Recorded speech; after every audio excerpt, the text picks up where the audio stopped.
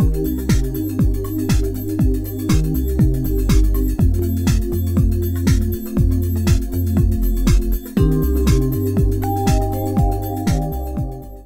been talking at length about the 360 deal model. What do you think about a subscription-based model? I've read a little about that, and not so sure how I feel about it. I think subscription-based models, as in a friend of mine, Tim Quirk, who works at Rhapsody, he's big on this because he's important to Rhapsody. I think the idea of being able to pay a monthly fee and have access to millions of songs sounds like a very good idea. And I see some benefits to it. If you could have everything, you wouldn't have to go own everything and have, like for instance, I've purchased 7,000 CDs. It's a big problem if I want to go move. It'd be nice to have fewer objects and have what was once called the celestial jukebox, that you can get music anywhere you want, when you want it, and all that. That's a very nice idea. On the other hand, some people would say, I don't want to rent my music. And maybe it's difficult to know what you want, when you want. Also, the idea of renting the music or the subscription service can be a bit funny because we are an ownership society. We like to own things. I'm proud of my books, my CDs, my records. Maybe I'm proud of my furniture or paintings I buy or things I create. And the idea of owning is still very important, especially now when you can own and it can be stored digitally, where if I can have my 7,000 CDs onto a hard drive the size of an iPod, my life would be much better. So I think I'm one who still prefers ownership because in my case, I want to edit. And those people, I want to take choruses out and intros and bridges, and I want to put them together in unusual ways. Well, that gets to the idea also, which we could get into, this idea of what a mashup is and creating music digitally from the digital music you have. I think, but to get back to subscription, it's very good for some people. It might be a good way of being able to discover some music. But it won't let you, at least as far as I know, it's harder anyway. If you can probably purchase from subscription services. I know you can. But what if you want to still own it and you want to edit it? You want to make mixed tapes, mixed CDs, mixed MP3 set list or whatever for friends. You can't really do that in a normal way with a subscription service. So I don't know that I want a subscription service personally because I would have to, I already have so much I own, that's asking a gigantic, that'd be some big changes I'd have to make. Say, wait a second now, if I have them anyway, it's not that much trouble, or it's already in my iPod. So for a lot of us, we're too far into the old way, and we're too used to the old way to change to the celestial jukebox of a subscription service. I think they're good for some people. I don't think they will be as big as some people think they're going to be. But again, it's one of the many nice options. And that's the way things are going these days. You have to be able to receive your music the way you want it and when you want it and where. Things have to change, and subscription, I think, I'm glad it's there, and it's going to provide revenue for people, and good. If it takes off more, I'd be happy. Just that I don't think I will opt for it. What are the limits comparing, ownership and a subscription-based service? Like, what can I do with a CD I purchase? How many copies can I make? Can I loan it indefinitely to a family member or a friend? Or how many copies can I have for myself versus a subscription-based service? Yeah, a subscription-based service, some of the details I'm not familiar with because I don't have one. I had Rhapsody for a while on a PC, on I think a Dell computer. At the time they didn't have them for Macintosh, and I had a Dell in my office. There was just more to it than I wanted to deal with in terms of letting other people have access to it. I don't remember now if it was password protected. Could you use your account at different computers? You should be able to. You should be able to use it on several computers. Many of us have 3 computers we use. I probably have about 8, but 3 I'm using an awful lot. Why shouldn't I be able to do the same on all these computers? And if then one is I loan it to my friend to use or a relative, why shouldn't I be able to access it, have the friend access it on my account? Or is that a problem? I mean, maybe that goes against the terms of service, and that's probably depriving them of a subscription. So, you know, where does that go? There's probably ways you can do it. People can, you know, pass passwords along and various things like that. When it comes to now, you know, the idea of the subscription versus the physical ownership, with a CD, can you loan a CD? Can you burn a copy for a friend? Can you burn many copies? If you have 3 residences and you teach at a university, shouldn't you own 4 copies of that CD? You bought it once, but you want to own it, have 4 physical copies.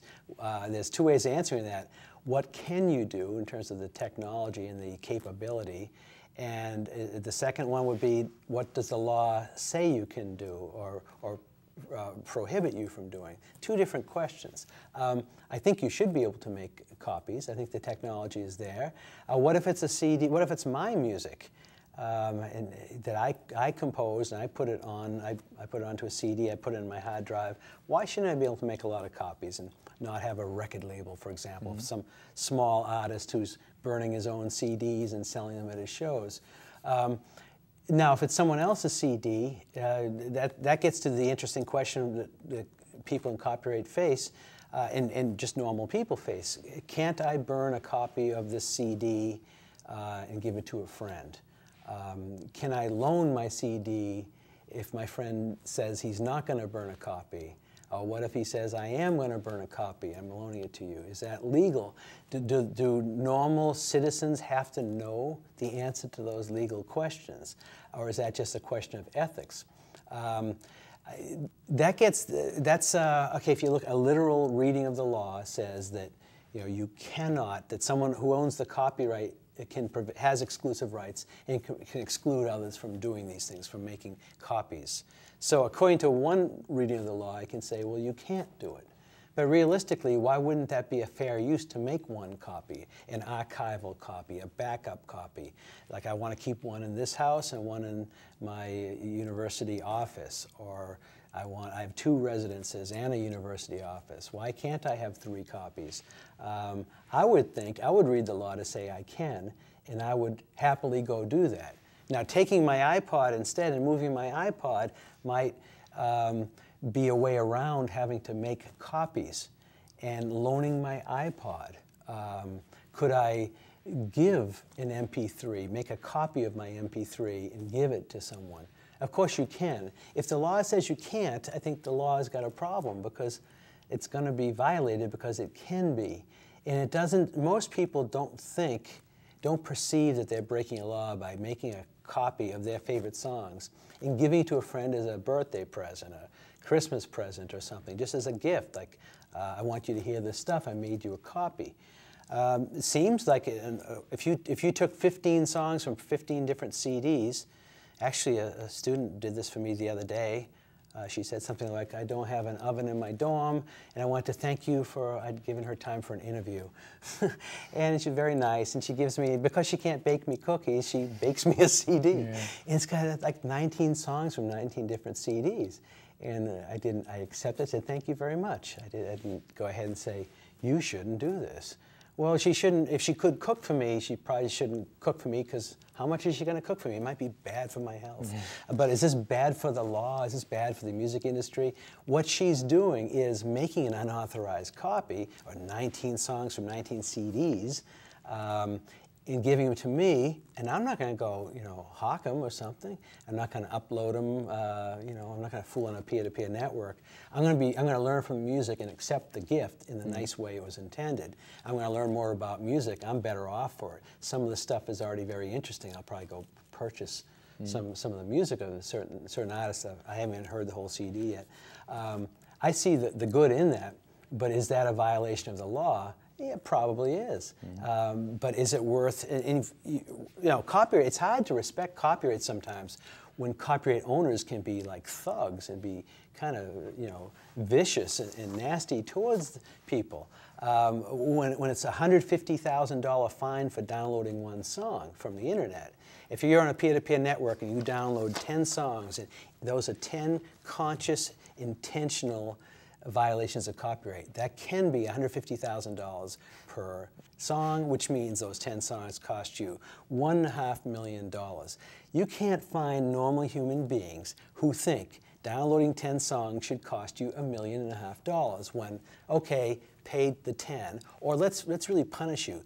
Pay you $2 per song for being a lawbreaker. How about fining you $10? And then, so it should be maybe $20 fine. It shouldn't be $1.5 million.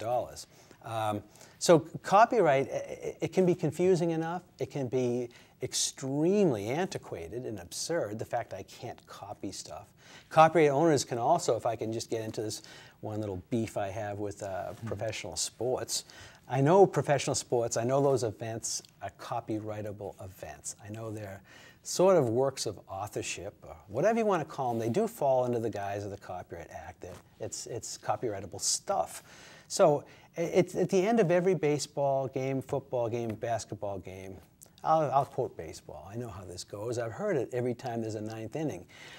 Any account of the events of this game without the express written consent of Major League Baseball is strictly prohibited.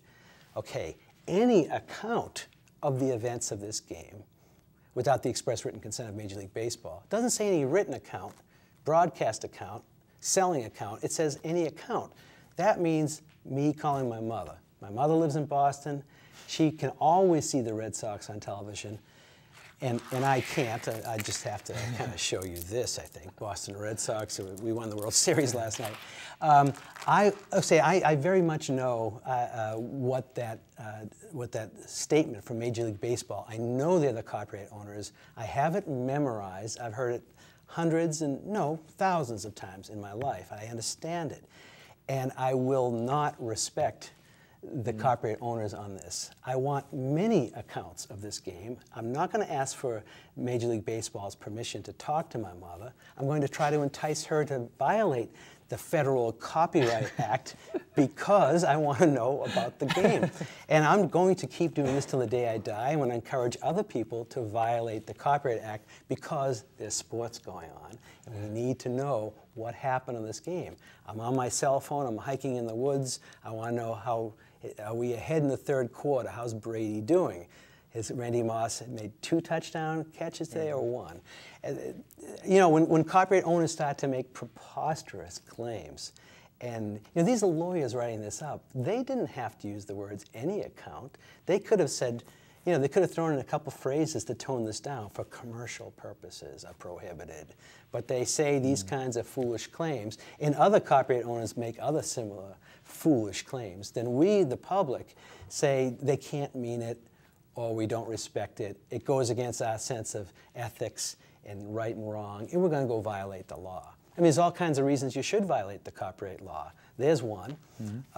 If you send an email, someone sent you a funny joke, and you send it on, maybe it's more than a joke, maybe it's a paragraph of something. If you forward that email on, you violated the Copyright Act. You know, there's all kinds of ways you can violate a Copyright Act, but some of the things are just not serious, and some of the claims and what the copyright owners want from you are absurd and need to be ignored. And I think it would also fall under fair use as well.